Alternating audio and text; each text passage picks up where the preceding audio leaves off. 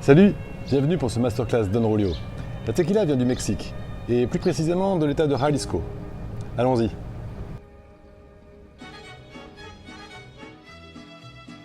La tequila est une boisson alcoolisée du Mexique, souvent consommée pure par les locaux et en cocktail par les gringos. La tequila est faite à partir d'agaves bleues Weber.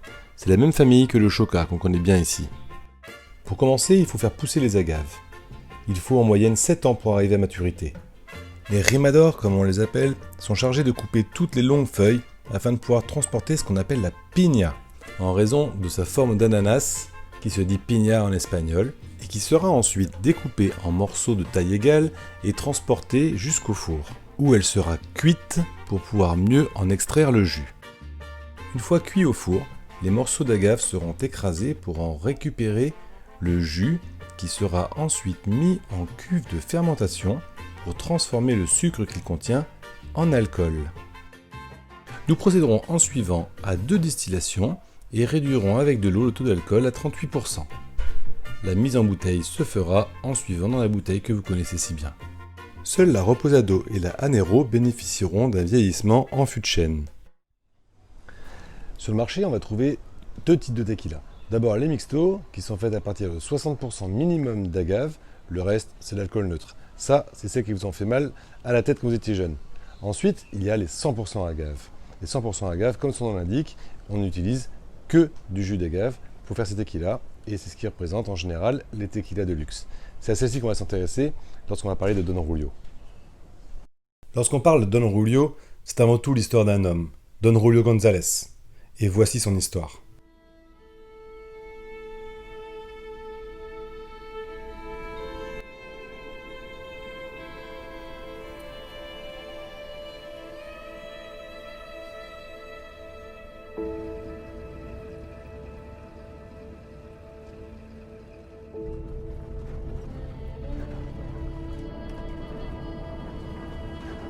Y un día pues, me ocurrió ya hacer mi fábrica ya en toda forma, pero no tenía dinero. Había un señor ahí muy rico en Atotonilco, que por algo le quería confianza. Y entonces ya le comenté yo todo lo que traía en la mente. Y me dice, ¿estás loco? Pues, ¿con qué dinero la vas a hacer? Usted me lo va a prestar. Digo, empieza a ver cómo te va. Y entonces empecé a hacer ya la fábrica ahí en Atotonilco. Y a trabajarle duro a vender tequila. Y yo hacía todo y no hay otra.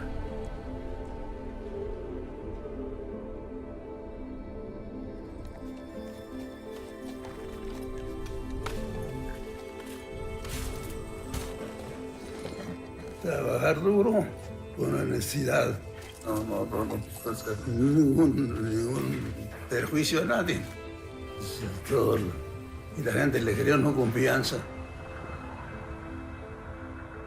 Yo no tenía nada, nomás la bendición de mi padre.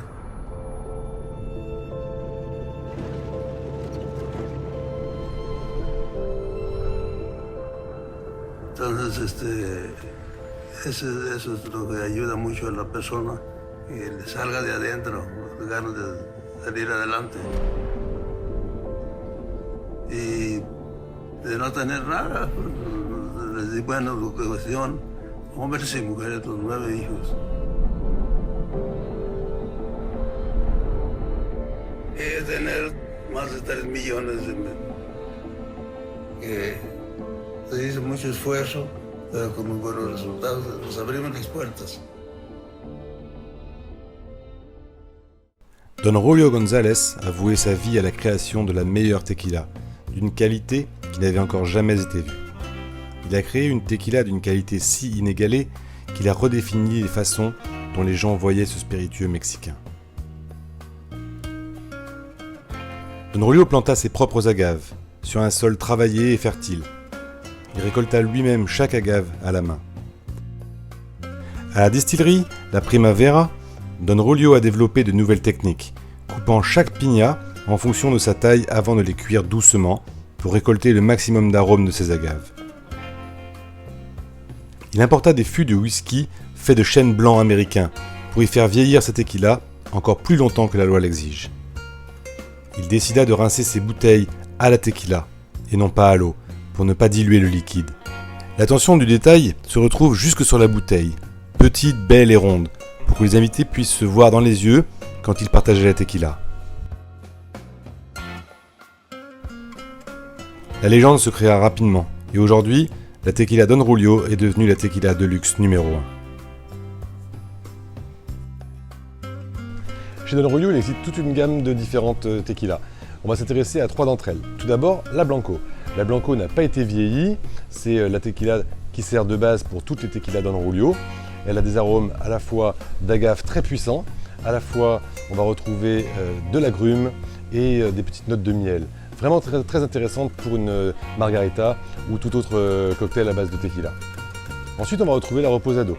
La Reposado qui est vieillie 8 mois. 8 mois en fût de chêne, c'est 4 fois plus que l'exige la loi pour une Reposado. Et là, on va y retrouver des arômes de caramel, de vanille, de muscade. On va retrouver vraiment la cannelle. Ce sont vraiment les arômes liés au vieillissement en fût de chêne. C'est l'épice qui prédomine. Et ensuite, la troisième catégorie, la Habanero. La Habanero, elle, est vieillie 18 mois. 18 mois en fût de chêne. Ce qui va nous permettre de développer vraiment des arômes de fruits secs, de prunes, de cassis.